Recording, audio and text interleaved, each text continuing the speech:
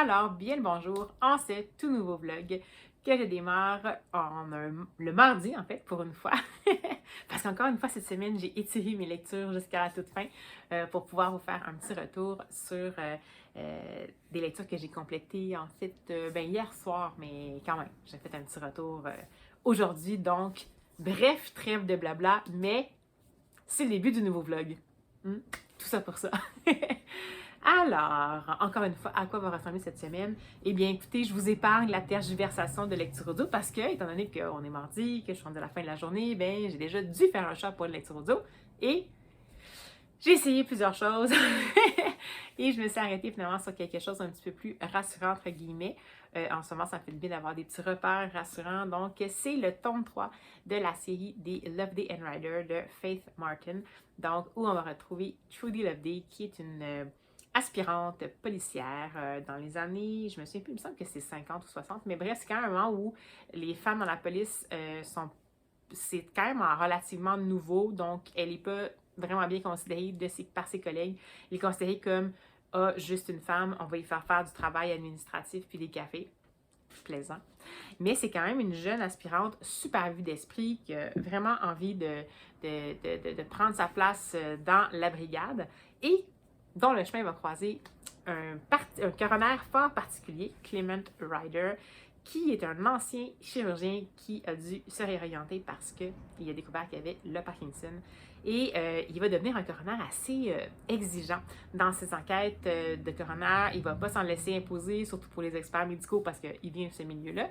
Et au fil de la série, Clement Ryder et Trudy Loveday vont finir par collaborer de façon complètement inopinée parce que Clement Ryder va demander à la brigade dans laquelle Trudy Loveday travaille d'avoir un peu d'aide de quelqu'un juste pour essayer de réouvrir des cas qu'ils considéraient qui n'avaient peut-être pas bien été poussés, travaillés comme il faut. Et étant donné que Trudy Loveday n'était qu'une femme pour la brigade, ils se sont dit on va la fourguer à Clement Ryder. Or, ce duo improbable, finalement, est un excellent duo parce qu'évidemment, Clement Ryder a avec lui l'expérience, la confiance, puis il croit beaucoup en la jeunesse, l'émancipation de la jeunesse, la relève et tout ça.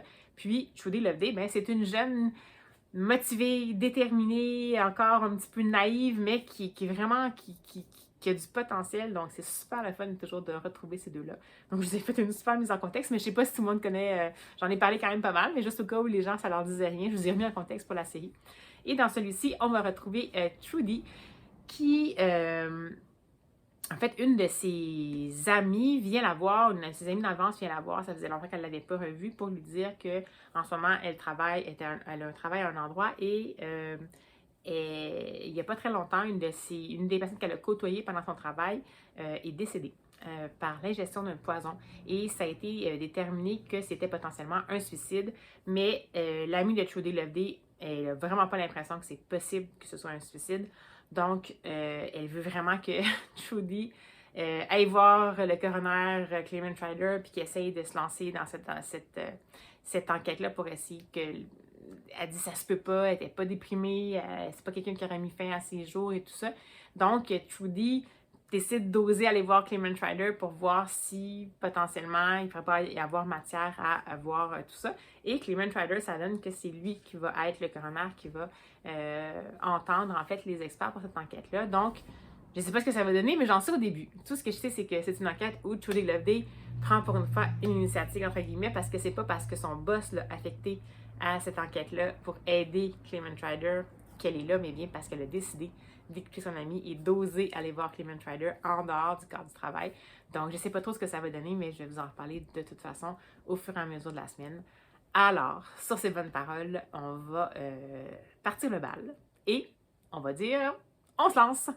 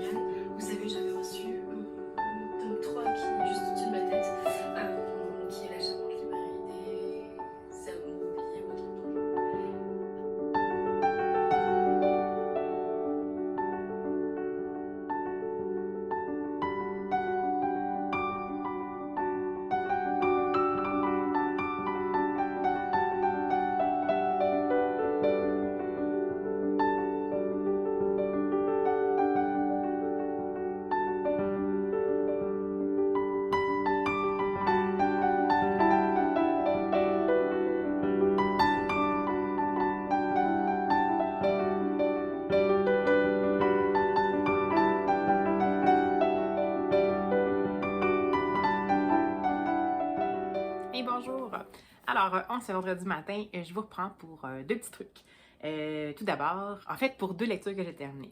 Tout d'abord, j'ai terminé hier le fameux tome 3 de la série Loveday and Rider de Faith Martin, qui est Fatal Flaw, mais en français, Meurtre en coulisses.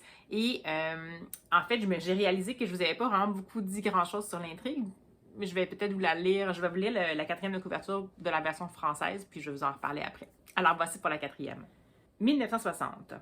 Alors que la ville d'Oxford se prépare pour le premier concours de beauté Miss Oxford Honey Beauty au Old Swan Theatre, une des principales candidates est retrouvée morte. Un suicide ou l'élimination d'une concurrente gênante? Dans cette atmosphère de compétition féroce, la liste des suspects est interminable. Pour mener l'enquête, pas le choix, il faut se fondre dans la masse. Et quand, à son grand embarras, la jeune policière Trudy Loveday se retrouve à intégrer les rangs des prétendantes à la couronne, elle découvre un monde où, en coulisses, tous les coups bas sont permis. Entre mauvais tours, chantage et duperie, elle et le Dr. Clement Ryder doivent rapidement repérer le tueur avant que l'événement devienne une course mortelle pour remporter le prix. Alors, ça fait un peu catastrophique quand on lit ça comme ça, puis ça a l'air un peu superficiel, puis c'est un petit peu ça que j'avais peur au départ, parce que ça se passe quand même dans l'univers des beauty pageants, là, des concours de beauté. Et écoutez, je peux quand même vous dire que bien que c'est peut-être pas mon tome préféré à date jusqu'à maintenant dans la série, c'est quand même intéressant, ça va plus loin que la surface, donc il faut se fier à Faith Martin et aux deux personnages vraiment excellents de Trudy Loveday et Clement Ryder pour amener ça un petit peu en dehors des sentiers battus des concours de beauté. Donc, sans trop divulgacher, je vous dirais que c'est peut-être pas tout ce qu'on pense que ça peut être un concours de beauté et il faut peut-être avoir une vision un peu plus large pour être capable d'avancer dans l'enquête. Alors, c'est tout ce que je vais vous dire. En termes d'appréciation, je vous dirais que la pub est toujours aussi agréable. Celui-là, c'était vraiment un rapide. J'ai bien aimé ça. Ce que j'ai beaucoup aimé également, puis je me souviens pas si on l'avait dans les autres tomes de la série, mais dans celui-ci, il y a ça en tout cas. Il y avait une alternance entre les points de vue de différents points de vue. Le point de vue de Trudy Loveday, de Clement Ryder et de la personne qui est responsable de la mort potentiellement de la personne dont on parle pendant la quatrième de couverture. Donc, la personne qui pose des actes criminels potentiellement mortels. Donc, c'est intéressant quand même d'avoir un point de vue comme ça. C'est troublant, mais c'est intéressant. Donc, c'est pas la première fois. C'est assez drôle dans les dernières semaines. C'est la deuxième fois que j'ai un livre qui a cette proposition-là. Puis, je trouve que ça ajoute quand même vraiment à la profondeur des choses. Donc, en effet, là, on sort un peu des clichés puis des idées préconçues par rapport au contexte de base, de départ.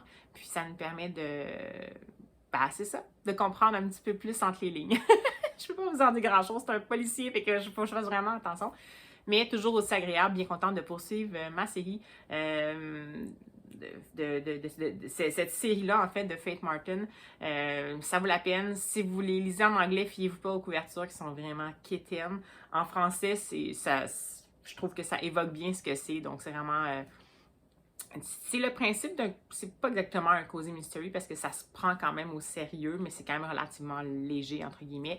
Donc, ça se rapproche beaucoup plus d'une atmosphère d'Agatha Christie à peu près, là, comme niveau de sordide et de tout ça. Donc, ben voilà, bien contente de cette lecture-là. Et puis ce matin, surprise, j'ai décidé de me lancer dans une lecture que je pensais juste entamer, puis finalement, je l'ai lu d'un coup. C'est un opus jeunesse complètement remuant qui m'a été, que j'avais en fait repéré parce que j'écoutais un blog de Alex Bouquin-Prada qui l'avait lu en langue originale et j'ai décidé d'emprunter la Bibli. Ça faisait longtemps qu'il était là, j'avais même renouvelé, je l'avais en numérique. Et ma foi, j'ai vraiment bien fait, je suis encore toute remuée. Donc, c'est l'ouvrage qui s'appelle Julia and the Shark et c'est de l'autrice ou de l'auteur. C'est de Kieran Millwood Hargrave, illustré par Tom de Freston. Donc, je vais mettre la petite vignette ici. Et ce que je vais faire, c'est que je vais vous lire la quatrième de couverture de la version en français. Puis, alors ça, je vais vous en parler. Donc, ça dit « Le temps d'un été, Julia et ses parents s'installent dans un phare sur une île isolée au nord de la Norvège. Sa mère est obsédée par l'idée de trouver le grand requin du Groenland, un animal insaisissable. Peu à peu, la folie s'abat sur la famille et Julia est entraînée dans une aventure où s'entremêlent les profondeurs noires de la mer et la lumière du phare. Alors voilà, ça en dit peu. Je ne sais pas si je vais vous en dire plus, mais En gros, on va suivre, comme ça dit, Julia et ses parents qui vont s'installer dans les îles de Shetland, sur l'île de Unst, je ne sais pas comment ça se dit, parce que le papa de Julia a eu un contrat pour automatiser un phare. Donc, c'est un phare qui était allumé manuellement par un humain. Mais là, dans le fond, il y a eu un contrat pour faire en sorte que le phare s'allume de lui-même automatiquement. Et la mère de Julia est une biologiste marine et elle est vraiment excitée parce que dans ce coin-là, c'est proche du Groenland et elle croit qu'elle va pouvoir retrouver une sorte de requin qui est le requin du Groenland, qui est un requin qui vivrait très vieux, jusqu'à comme 500 ans, puis qui aurait comme trouvé la possibilité de, ben justement, ben pas l'espèce de secret de jouvence, mais bref, comme c'est un requin qui va au ralenti, les scientifiques pensent qu'ils ont comme découvert comment justement ne pas vieillir trop vite. Et on sent que la mère de Julia a des choses potentiellement à régler dans son passé. Elle a perdu sa mère qui avait la démence et on sent que c'est comme super important pour elle. Elle a l'impression que ça pourrait aider à trouver peut-être une façon de soigner ça, faire en sorte que ça ralentisse justement le vieillissement puis l'effet de tout ça. Donc, ça, c'est la prémisse. Julia, eux autres, et ses parents, absolument, ils n'habitent pas du tout dans les îles de Shetland. Julia est un peu déracinée, elle arrive là-bas, elle connaît personne, mais c'est une jeune fille très curieuse qui aime beaucoup lire et elle va rencontrer, évidemment, les quelques personnes qui vivent là quand même à l'année. Elle va rencontrer des gens de son âge, elle va rencontrer toutes sortes de gens, tout ça. Et peu à peu, la mère de Julia va se concentrer sur sa mission d'aller chercher le fameux requin. Et ça va pas être de tout repos. Je ne sais pas comment vous en parler sans vous en parler trop. Cela dit, je peux vous dire que ça aborde divers sujets. La façon de gérer des chocs du passé potentiellement. Ça aborde la famille, ça aborde l'amitié. Il y a quand même des dimensions à hauteur de Julia qui a 10 ans, il me semble, qui va se faire des amis, puis qu'elle va un peu se mettre les pieds dans les plats, puis comment se réconcilier, tout ça. Mais ça va surtout aborder l'équilibre au sein de la famille lorsqu'il est question. Là, je vais peut-être vous divulgacher, mais parce que j'aime mieux vous le dire quand même, parce que si jamais c'est un sujet sensible pour quelqu'un, ça aborde quand même la santé mentale. Donc, de plein fouet, mais en même temps, dans les mots, c'est narré par Julia, donc c'est narré par un enfant. C'est super bien amené. Donc, je vais juste vous dire, c'est à peu près ça que ça va. Écoutez, quoi dire d'autre que c'est sublime, c'est excellent, c'est remuant, c'est torturant, ça chavire. C'est juste assez, c'est beaucoup, mais c'est juste assez. On est entraîné dans les îles de Shetland, on a l'impression qu'on sent l'odeur de la mer, on a l'impression qu'on est avec eux autres, parce que la famille, en fait, habite dans le fameux phare que le papa doit automatiser, donc un vieux phare avec les murs humides, puis un petit peu de moisi, puis on a amené leur chat avec eux, puis on a l'impression qu'on sent tout ça, qu'on sent le vent qui se lève, qu'on sent les émotions de tout le monde sont un peu à fleur de peau dans cette espèce de contexte particulier-là. Julia, c'est une jeune fille qui adore les mots, qui est habile avec ça, donc elle décrit les choses vraiment de façon juste et intéressante. Donc, ce que j'ai aimé vraiment, c'est tout de ce livre-là, c'est-à-dire donc la plume est exquise. La manière dont le contexte est bâti, c'est vraiment intéressant. Les personnages sont bien construits, mais on les découvre peu à peu, ce qui fait qu'on est quand même, on est attiré par l'histoire en tant que telle pour savoir un peu qu'est-ce qui va se passer. En même temps, tout le long du livre, on a un peu peur de ce qui va potentiellement se passer parce qu'on a l'impression qu'on sait peut-être ce qui va se passer, mais est-ce que ça va vraiment être ça qui va se passer? C'est vraiment, vraiment sublime. C'est pas sans rappeler pour ceux qui... Ben, c'est pas pareil, mais c'est pas sans rappeler. Je vais peut-être vous donner un peu de pistes, mais c'est juste que dans ce livre-là, je pense que c'est préférable quand même d'en parler, mais c'est pas sans rappeler, en attendant Bojangles de Olivier Bourdeau. Ceux qui ont lu ça, je vous dirais que c'est pas sans rappeler ça. En quelque part, il y a une parenté là-dedans. Donc, comment à la fois ça peut être beau et cruel et triste et doux et tout ça à la fois. Donc, pour moi, c'est clairement un coup de cœur. C'est indiscutablement un coup de cœur. Je pense que tout le monde devrait lire ça. C'est quand même destiné supposément à un public du 9-12. Oui, je veux dire, techniquement, il n'y a pas tant de choses que ça, sauf que c'est sûr que ça aborde peut-être des sujets qu'il faut peut-être juste quand même s'assurer que l'enfant qui va le lire est comme prêt à recevoir ça. C'est bien fait, mais ça peut quand même remuer, puis ça peut quand même amener des questionnements. Mais c'est excellent, puis il y a des illustrations. Moi, je l'ai lu en numérique, j'aurais réussi à l'avoir en papier, mais je ne le trouvais pas. Je l'ai lu en numérique, mais au moins, je vous ai mis quelques petites images. Ils ont quand même inséré en mode lecture de 2 pages par 2 pages, ils ont quand même inséré les illustrations aux bons endroits, et non pas quand on lit sur une liseuse avec les EPUB, puis que l'image est comme décalée complètement, puis qu'on ne sait même pas à quoi c'était associé. Donc, j'ai quand même eu un petit peu le feeling du livre papier, mais c'est clair que je vais me lâcher pour l'avoir dans ma bibliothèque. Là, je suis complètement subjuguée par ce livre-là. C'est vraiment... je sais plus quoi dire, mais n'hésitez pas. Il existe en français. Là, je suis en train de regarder sur une page de librairie. Est-ce qu'il est disponible? Semble disponible en ce moment en librairie. Donc, c'est chez Michel Lafon qui existe en français. Mais sérieusement, ça vaut vraiment la peine de se lancer là-dedans. Donc, j'ai comme le goût de l'offrir à tout va. En même temps, c'est sûr que c'est peut-être un livre qui est un peu délicat à offrir à tout va en raison des sujets qui sont abordés, mais en même temps, ça transcende tellement tout ça, puis c'est tellement un portrait remuant de l'humain, puis de la mère, puis de... enfin, bref, j'arrête de vous en parler. Puis là, ben, j'ai aucune idée vers quoi je vais me diriger, parce qu'après avoir... Je suis passée de quelque chose de, bon, quand même haletant, mais sympathique, avec le 3e tome de Loveday and Rider, qui d'ailleurs se termine, je ne l'ai pas dit, sur une chute un peu... coquine, dans le sens où on retient notre souffle parce que les personnages évoluent d'une certaine façon, puis on se laisse sur un cliffhanger pour un des personnages qu'on ne sait pas exactement ce qui va se passer par la suite. Donc je passais de ça, qui était certes haletant, mais bon, quand même, à cette espèce de bijou remuant-là. Et là, ben, je suis rendue à choisir une prochaine lecture audio, mais je ne sais même pas si je vais être capable. D'autant plus que je m'étais dit, je vais peut-être lire, parce que je participe au challenge, j'ai décidé de me lancer dans le challenge des tote bags et le challenge de l'été, qui est une espèce de bingo littéraire qu'ils font avec des contraintes potentielles qu'on peut utiliser pour stimuler des lectures pendant l'été. Puis là-dedans, il y a lire un Stephen King. Puis moi, Stephen King, j'ai de la misère avec l'horreur.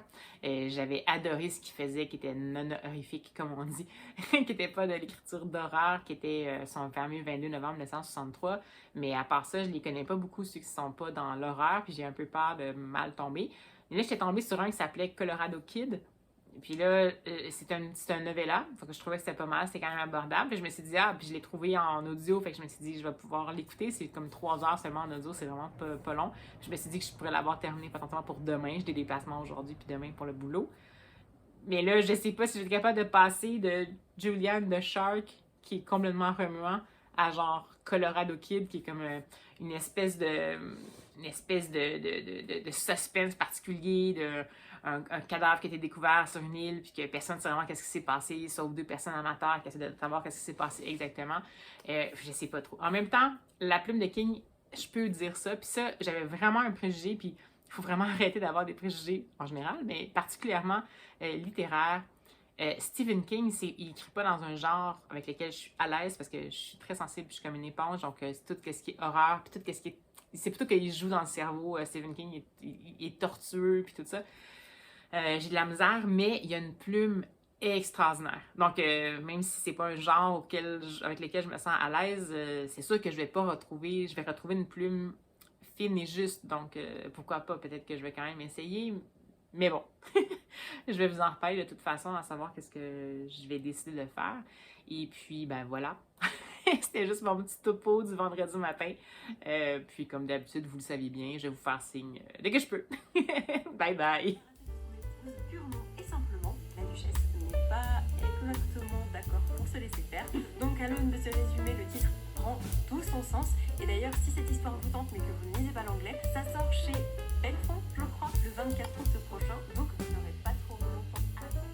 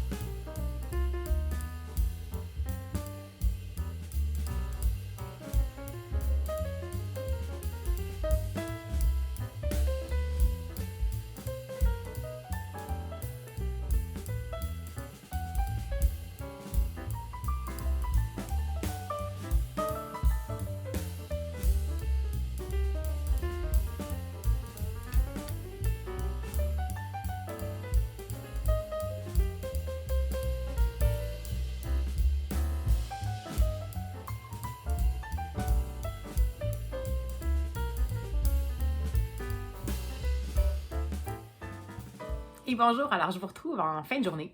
Nous sommes samedi, c'est le début de ma fin de semaine. Et écoutez, j'ai passé l'après-midi à vadrouiller. Je vous ai mis quelques petites images.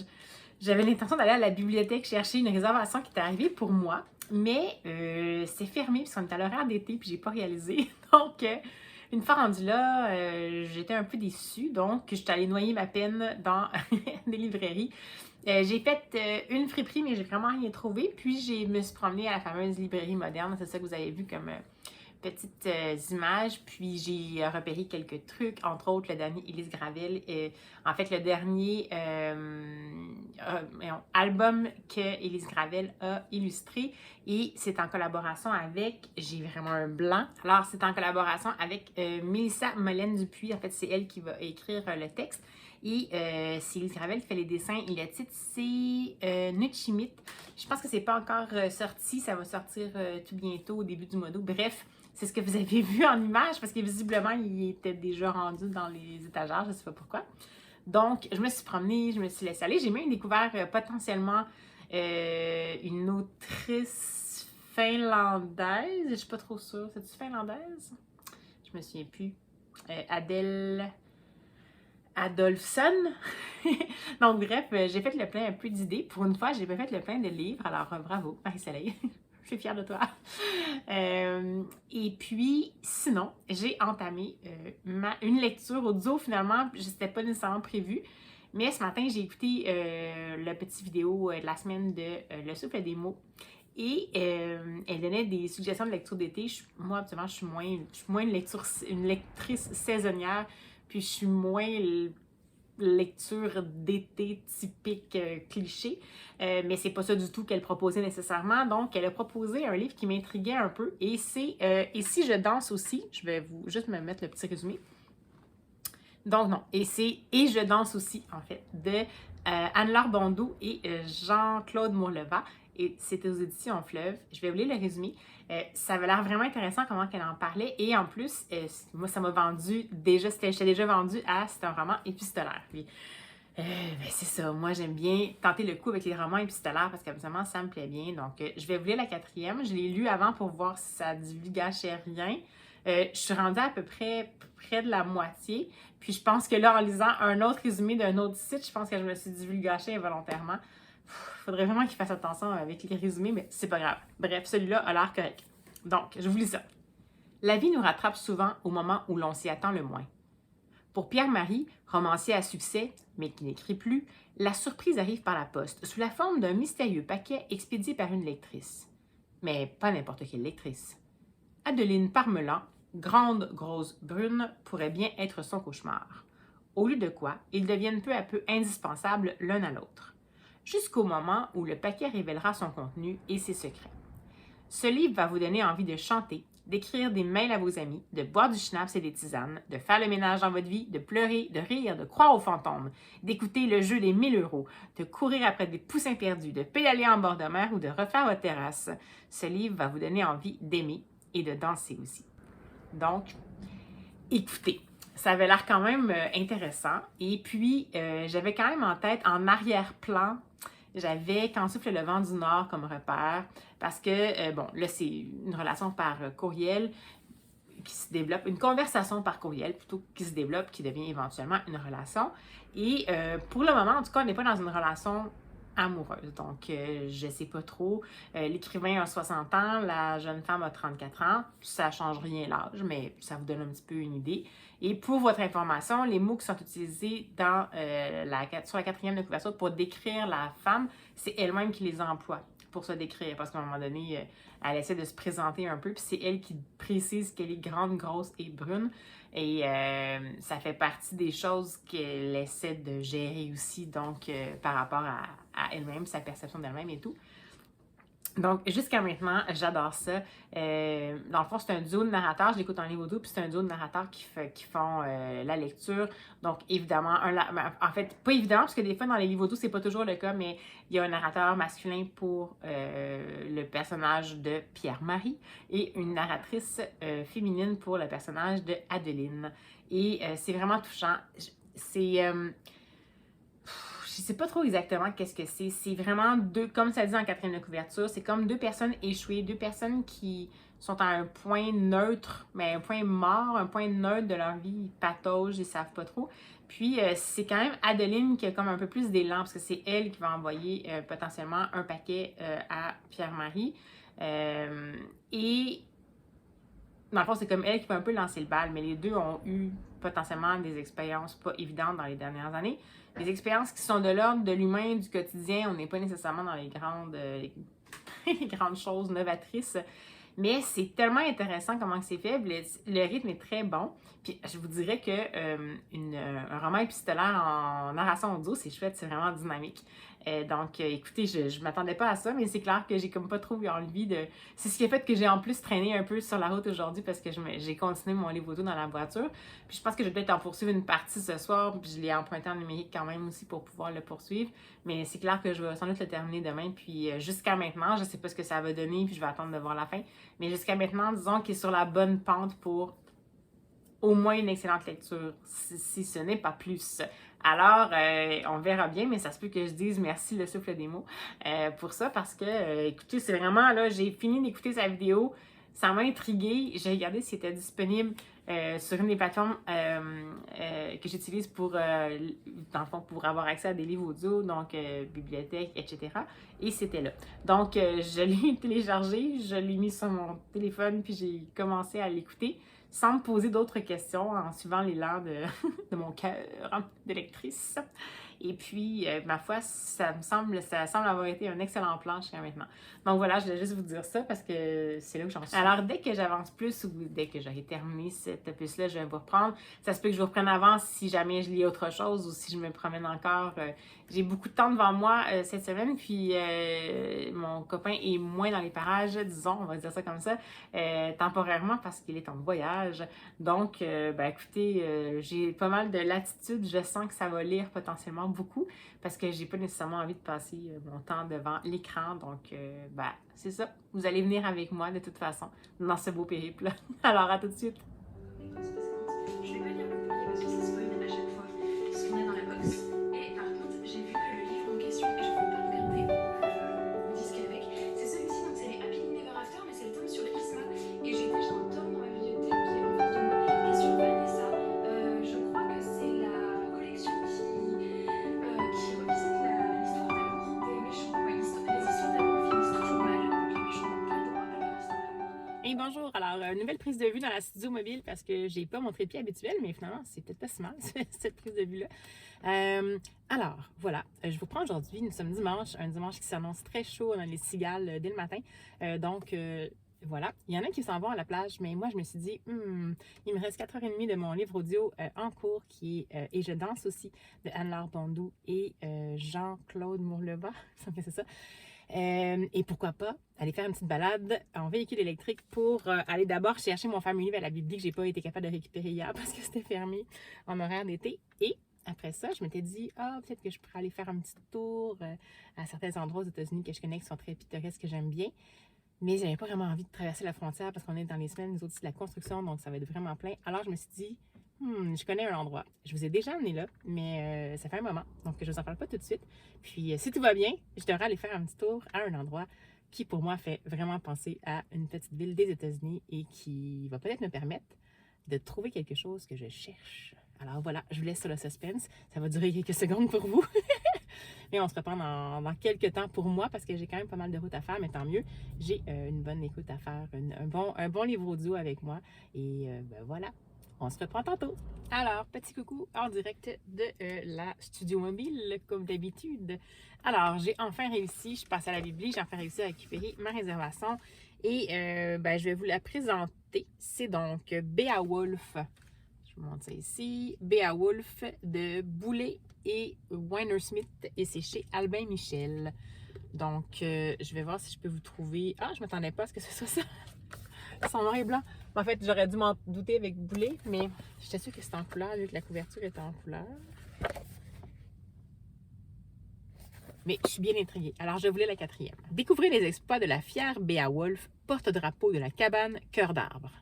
La cabane de cœur d'arbre est un sanctuaire créé par des enfants infatigables qui passent leur journée à jouer, à manger des sucreries, à faire des bêtises et à repousser l'ombre de l'âge adulte. Mais un jour, leur sinistre voisin, Grindle, s'attaque à cœur d'arbre et transforme une dizaine d'entre eux en adolescents boutonneux. Les survivants du premier assaut réclament un nouveau champion capable de les protéger. Ils ont besoin de Beowulf. Alors, c'est indiqué quand même que c'est un peu une relecture de Beowulf, le poème épique anglais. Ça, c'est ce qui est indiqué à l'arrière. C'est Neil Gaiman qui dit ça, que ça réinvente Beowulf et que c'est une réécriture glorieuse, mordante, profondément stupide et drôlement profonde. Donc, je ne m'attendais pas à rien de moins par boulet. Donc, ça se peut que je sois un petit peu plus déroutée que ce que je pensais, mais bon, voilà. Donc, celle-ci, c'est ce que j'avais réservé. Et j'en ai profité pour prendre la copie papier, mais je l'ai quand même pris en numérique, de l'autrice l'autrice de polar nordique dont je vous avais parlé un petit peu plus tôt dans le vlog, que j'ai découverte hier dans mes pérégrinations en librairie. Donc, c'est Maria Adolphson. Et dans le fond, j'ai pris son premier tome de la série Doggerland parce que hier, je vous avais montré que c'était le deuxième tome en fait qui est en poche, puis je ne l'ai pas trouvé ailleurs. Donc, je me suis dit, je pourrais peut-être l'emprunter à la Bibli. Je l'ai pris aussi en numérique au cas parce que c'est quand même une bonne brique. Je dirais que c'est dans les... C'est combien? Ça dépasse les 500 pages. Donc, ça ferait peut-être même aller dans mes 2 challenges. Alors voilà. Donc, Doggerland, tome 1, Faux pas de Maria Adolphson. C'est chez De Noël. Et je vais vous lire la 4e. Dans les brumes du Doggerland, ces îles que menace l'océan, personne n'est tout à fait innocent. C'est le lendemain de la grande fête de l'huître à Eymo, l'île principale du Doggerland. L'inspectrice Karen Aiken Hornby se réveille dans une chambre d'hôtel avec une gueule de bois légendaire et, à son plus grand regret, aux côtés de son chef, avec qui les relations ne sont pas au beau fixe. Au même moment, une femme est découverte assassinée. Karen est chargée de l'enquête, qui se révèle on ne peut plus délicate quand elle découvre que son chef a été marié à la victime. S'il est à ce titre le premier suspect, hors de question pour l'inspectrice de révéler pour l'innocenté cette nuit passée avec lui. Il faudra alors agir vite et avec précaution, au risque de déchirer cette petite communauté en apparence si unie. Alors voilà. Écoutez, ça me tentait bien. J'avais comme un feeling. En tout cas, quand j'ai lu la 4e de couverture du 2e tome de Doggerland, ça me donnait l'impression que c'était un polar nordique, mais que je crois que j'allais pouvoir potentiellement mais arriver à supporter le degré de sordide, on va voir. C'est quand même des chapitres assez courts, donc voilà. Alors, c'était ma petite récolte de Bibli d'aujourd'hui, donc Beowulf et Faux pas, le premier tome de Doggerland de Maria Adolphson. Alors, sur ces bons mots, je vous laisse avant de cuire dans la voiture parce que si je vais vous parler et que vous m'entendiez, je dois arrêter la climatisation. Alors, je vous laisse et je vous reprends un peu plus tard, si tout va bien, dans un lieu que je vais vous montrer et qui va me faire me penser aux États-Unis. À tout de suite.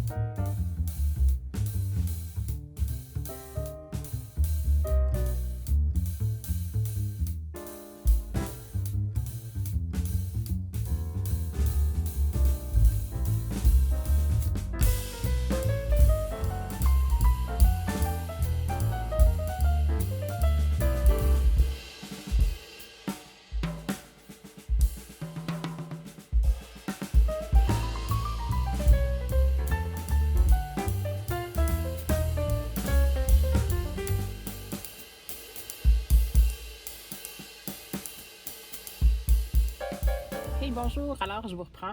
Comme vous avez pu voir, je suis rendue dans la municipalité de anciennement Lac-Brome, maintenant Knowlton, parce que c'est rendu fusionné. Et je vous ai emmené au fameux Brome Lake Books, qui est une de mes librairies préférées ici au Québec, qui vend principalement des livres anglophones et particulièrement est comme l'espèce de cœur de l'endroit où les livres de Louise Penny ont été déposés parce que je crois qu'elle habite la région. Donc, je me suis vraiment laissée emporter, je vous le dis tout de suite. C'est comme ça. C'était une journée comme ça. Alors, j'allais là au départ. Vous allez peut-être voir l'image bouger parce que j'ai été obligée d'ouvrir les fenêtres parce que je suis en train de mourir de chaud. Mais le vent est assez intense. Alors, j'espère que ce ne sera pas trop dérangeant pour la caméra. On va essayer. Donc, tout d'abord, je ne sais pas si ça va marcher. Ouais. Alors, tout d'abord, j'ai été chercher Julia and the Shark, dont je vous ai parlé dans ce vlog-ci. Écoutez, je ne peux pas avoir ce livre-là dans ma bibliothèque. Au départ, je voulais l'avoir en couverture rigide, mais j'ai décidé d'être raisonnable puis de le prendre en couverture souple parce que, en fait, il est tout aussi beau. Je vais vous montrer. Ça vaut vraiment la peine, donc je suis vraiment contente. Alors ça, c'est pas un livre que j'ai à lire, je l'ai déjà lu. Ensuite, je suis tombée sur un livre en vente qui me semblait être un genre de cozy mystery. Je connaissais pas du tout l'autrice ni la série. Alors c'est Vera Wong's Unsolicited Advice for Murderers de Jessie Q. Sutanto. Donc ce que je comprends, c'est que Vera Wong est une espèce d'équivalent de peut-être Miss Marple qui habite en haut d'un salon de thé et à San Francisco et qui va finalement, je crois, un matin tomber sur le corps de quelqu'un qui est assassiné dans le salon de thé, puisque c'est son salon de thé à elle. Donc, c'est pas sans rappeler plusieurs Cozy Mystery, mais de ce que je comprends, c'est qu'on semble s'enligner là-dedans, donc ça me tentait bien. Il était en vente, pourquoi pas. J'avais envie de découvrir ça, ça m'a vraiment fait sourire. Ensuite, je savais aussi qu'il y avait un tout récent Jon Klassen. Je suis vraiment une fan de Jon Klassen, absolument auteur-illustrateur d'albums jeunesse. Et j'ai demandé, je l'ai cherché super longtemps, puis j'ai réalisé après que finalement, c'était pas un album, c'était un roman illustré, encore mieux. Donc, je me suis laissée tenter par The Skull de Jon Klassen, qui est une vraiment, je sais pas si c'est considéré comme un roman, peut-être que ce qu'en anglais, ils appellent des chapter books, parce que je vais vous montrer un petit peu à l'intérieur, mais si j'y arrive. Parce que c'est un relis, c'est plus difficile, mais bon, vous voyez un peu, il n'y a pas une grosse densité de texte, mais c'est quand même avec des chapitres. Et je connais même pas l'histoire, je me suis juste fiée au fait que c'était Jon Klassen, donc je vais juste voir de quoi ça parle. Ça parle d'une fille qui s'appelle Otia, qui s'enfuit, ainsi que d'une maison dans les bois, et d'un crâne qui habite là, et du secret que le crâne a. Et de la fameuse nuit où Otia va découvrir quel est ce secret. Donc, en gros, c'est ça la quatrième de couverture. C'était une nouveauté qui n'était pas donnée, mais ça me tentait vraiment de la découvrir. Donc, voici. Et enfin, je me suis vraiment laissée tenter très spontanément. Vous allez comprendre pourquoi, sans doute, juste en regardant le titre, par un auteur que j'ai toujours voulu lire, mais que j'ai pas lu, qui est Patrick Dewitt, qui est particulièrement connu pour The Sisters Brothers, les frères Sisters en français. Et là, c'est son tout récent qui est sorti, ça s'appelle The Librarianist de Patrick Dewitt. Donc, oui, c'est bien ça que ça s'appelle. Donc, je sais pas si... Dans le fond, c'est Bob Comet, qui est un bibliothécaire à la retraite et qui regarde passer les jours de façon très solitaire, entouré par ses livres et le confort assez humble de sa maison à Portland, Oregon. Et de ce que je comprends, c'est qu'il va finir par s'impliquer dans la communauté parce qu'il va se mettre à devenir un volontaire dans un centre pour personnes âgées, un genre de centre de jour dans le fond. Et puis, on va suivre un petit peu ça ici, comment sa vie... ce que je comprends, c'est que ça fait aussi référence au fait que il y aurait eu une fuite de la Seconde Guerre mondiale. Je ne sais pas si c'est lui qui a eu ça, mais je ne vais pas trop en lire pour ne pas trop divulgacher. Mais ça m'a vraiment intriguée. C'est pas un très gros livre, c'est 330 pages. Puis ça aussi, c'était un peu une folie, mais ça me tentait bien. Je ne pouvais pas passer à côté du titre, de la couverture ici, en tant que bibliothécaire, et de l'auteur que ça fait longtemps que je veux lire et que je me suis dit, pourquoi pas. Donc, voici ma fameuse ma récolte non raisonnable du jour. Mais c'est comme ça, j'avais vraiment envie de venir ici. Puis c'est la raison pour laquelle j'étais venue, c'est vraiment pour Julia and the Shark. parce que je le trouvais nulle part physiquement. Il fallait toujours faire une commande, puis c'était vraiment long et tout ça. Puis je me suis dit pourquoi pas, je vais voir si je suis capable de le commander, puis si je suis capable de l'avoir avant. Puis en même temps, ça me faisait faire un petit pèlerinage dans cette municipalité que j'adore, si jamais vous avez la chance de faire le tour. Aujourd'hui, c'était plus difficile pour moi de filmer les séquences parce que c'est, je crois, d'après ce que je peux voir, jour de festival en fin de semaine ou quelque chose comme ça. Donc c'est plein, ça fourmille. Mais quand on vient une journée un peu plus tranquille, par exemple, habituellement un lundi, comme habituellement je vais venir, comme je suis en congé d'habitude, j'imagine que c'est plus agréable pour une personne un petit peu introvertie comme je suis. Alors voilà, comme ça bouge beaucoup, je vais essayer d'arrêter là pour pas que vous ayez trop mal au cœur. Puis je vais prendre dès que je peux. Et alors me voici de retour de mon long périple. Et voilà, j'ai terminé ma fameuse lecture audio. Donc, et je danse aussi d'Anne-Laure Bondou et Jean-Claude Mourleva. Et ma foi, c'était vraiment excellent. Je vais laisser passer les bruits. C'était vraiment excellent. Mon Dieu, je suis encore un peu sous le choc. Je dirais que j'ai adoré la plume. J'ai vraiment aimé la structure proposée. Oui, c'est un roman épistolaire et évidemment, dans les romans épistolaires, souvent, ça va servir comme mécanisme pour reconstruire la vie de certains personnages. Et c'est le cas dans ce cas-ci. On va découvrir petit à petit la vie de chacun des deux interlocuteurs. Mais on va également découvrir, je ne pourrais pas vous en dire beaucoup plus sur l'intrigue parce que c'est vraiment quelque chose qui se déploie au fur et à mesure du livre, des lettres, des échanges, des changements de perception qui sont forcés par le duo d'auteurs pour le lecteur qui est un peu transbahuté d'une certitude à l'autre ou d'une incertitude à l'autre. On va apprendre à apprivoiser la frontière entre le réel et l'imaginaire, apprivoiser la différence entre l'imaginaire et le mensonge, apprivoiser les silences, les non-dits, l'inexplicable, mais surtout l'humain dans toutes ses failles, dans toutes ses émotions, ses mots. Je vais reprendre une phrase du texte, mais ces mots MOTS et ces mots MAUX. Donc, écoutez, c'est vraiment une perle, ce roman-là. J'aurais tendance à dire, je n'étais pas sûre si j'hésitais entre un coup de cœur puis une excellente lecture, mais je pense vraiment que c'est un coup de cœur. Puis je remercie encore 1000 fois, c'est ce que je pensais. Mais dans le fond, je remercie encore une fois le Souffle des Moules de l'avoir soufflé à mon oreille ce matin parce que quelle belle découverte.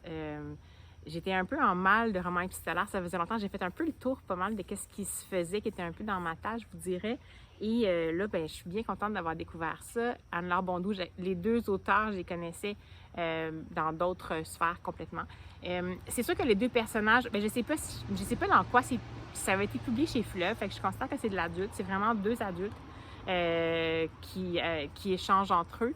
Et je pense que c'est destiné à un public adulte, mais c'est fait tout en finesse, en douceur. Il y a des choses qu'on va voir venir, il y a des choses qu'on pense qu'on va venir. Et cette fin, je peux pas vous en dire plus, mais cette fin. Alors, je pense que c'est un livre qui ne prend pas le lecteur pour quelqu'un qui n'est pas capable de faire des liens par lui-même. Donc, c'est super intéressant. L'idée d'avoir un livre à quatre mains, donc deux plumes qui se rencontrent, j'aime beaucoup ça. Ce sont vraiment deux plumes qui se répondent, qui ne sont pas du tout... mais en même temps, on ne sent pas nécessairement trop la différence de style entre les deux. Donc, c'est vraiment quelque chose... Il y a eu un gros travail d'harmonisation qui a été fait. C'est pas nécessairement un auteur qui a fait une partie puis l'autre auteur l'autre. C'est ce que je comprends. C'est ce que je semble déduire, étant donné l'espèce d'harmonie puis d'uniformité qu'il y a dans le style. Mais on sent quand même qu'il y a eu deux points de vue et c'est excellent. Donc, je peux pas vous en dire vraiment plus que ça. Foncez, c'est tellement une belle découverte. Puis oui, c'est une belle lecture d'été, je crois. Il y a des choses qui sont tout doux, il y a des choses qui sont remuantes. Il y a des choses qui vont confronter, il y a des choses qui vont apaiser. Bref, il y en a pour tous les goûts. Alors, lancez-vous sans attendre.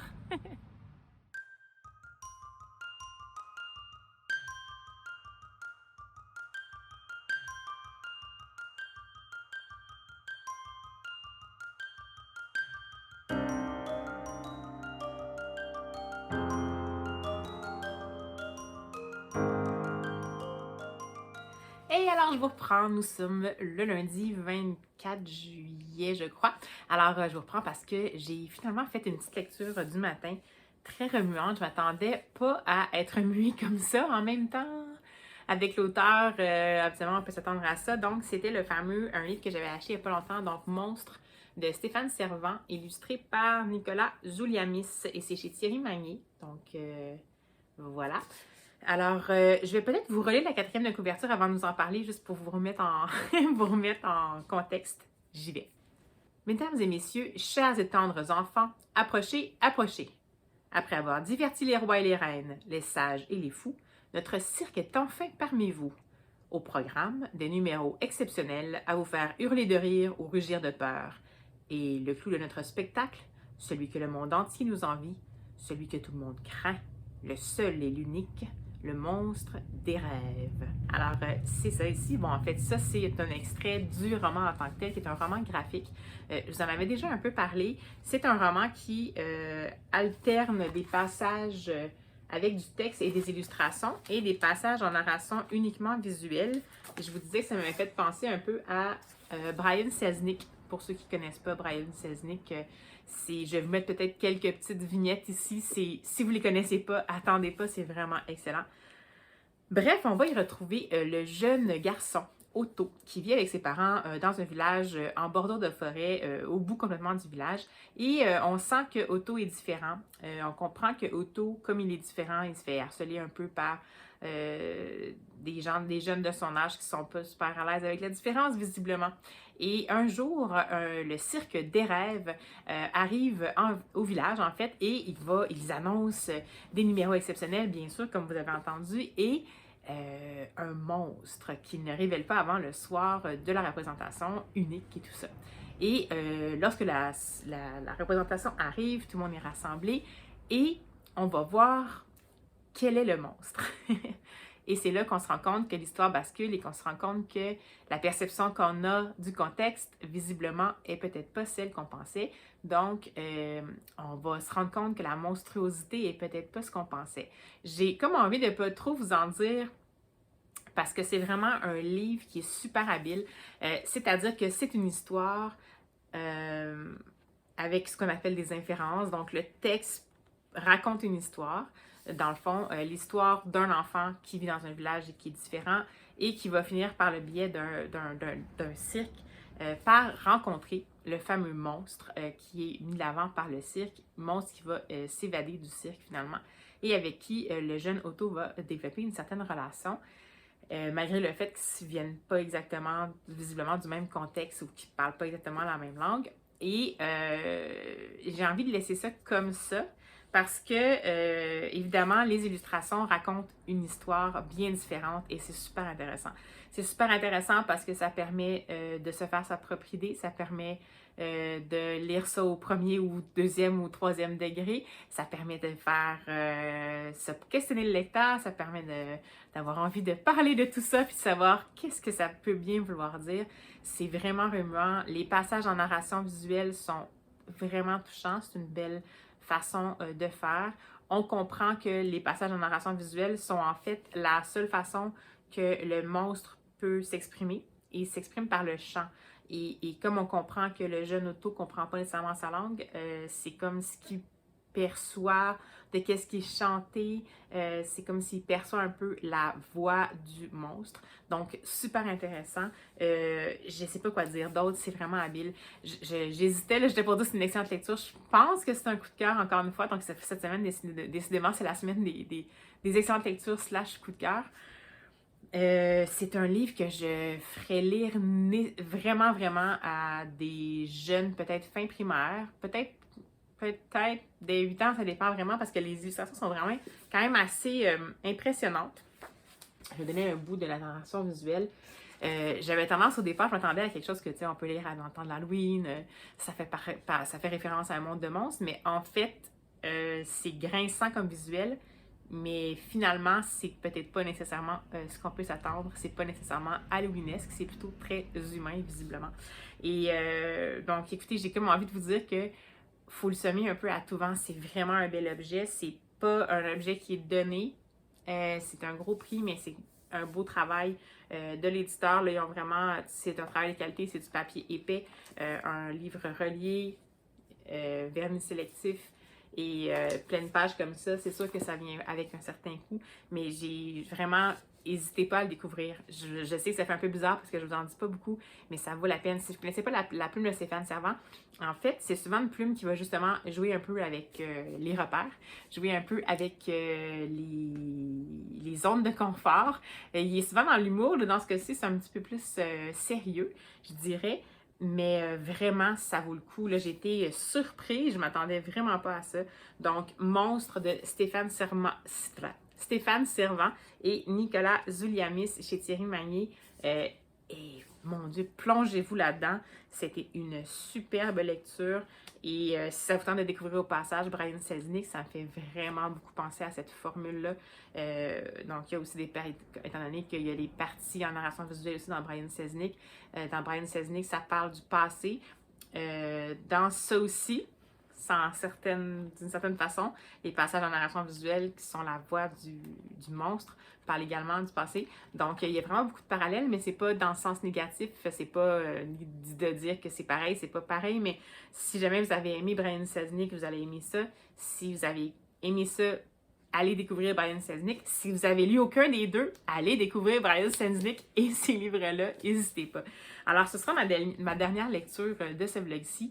J'ai envie de le terminer un peu plus rapidement parce que je suis encore en congé aujourd'hui, mais j'ai déjà entamé un livre audio et comme je ne vais pas le terminer dans ce vlog-ci puisque j'ai pas le goût nécessairement de me dépêcher, de me presser, je vais vous en parler dans le prochain vlog. Donc, je vais clore ça ici. Puis, écoutez, rendez-vous dans le prochain vlog pour que vous puissiez savoir quelle est ma lecture en cours et qu'est-ce que j'ai peut-être fait de ma journée de congé, on ne sait jamais. Alors, j'espère que ce petit vlog-ci vous a plu, que vous avez bien apprécié les découvertes livresques, que vous avez peut-être découvert des auteurs finalement ou des autrices ou des œuvres que vous n'aviez pas encore vues. N'hésitez pas, si jamais vous avez lu des choses dont j'ai parlé dans le vlog, à échanger en commentaire. Ça va me faire plaisir de discuter avec vous. Bien entendu, si ça vous a plu, vous voulez me soutenir, la meilleure façon, c'est pouce en l'air, abonnement, partage sur les réseaux sociaux. Vous savez, les réseaux sociaux, ce sont des réseaux qui fonctionnent avec des algorithmes et c'est la meilleure façon de faire connaître la chaîne, lui donner un peu de visibilité. Donc, si ça vous dit, ça serait chouette. Sinon, c'est pas grave. De toute façon, on se revoit lors du prochain vlog. Alors, d'ici là, je vous souhaite de superbes découvertes. Puis, je vous dis à la prochaine.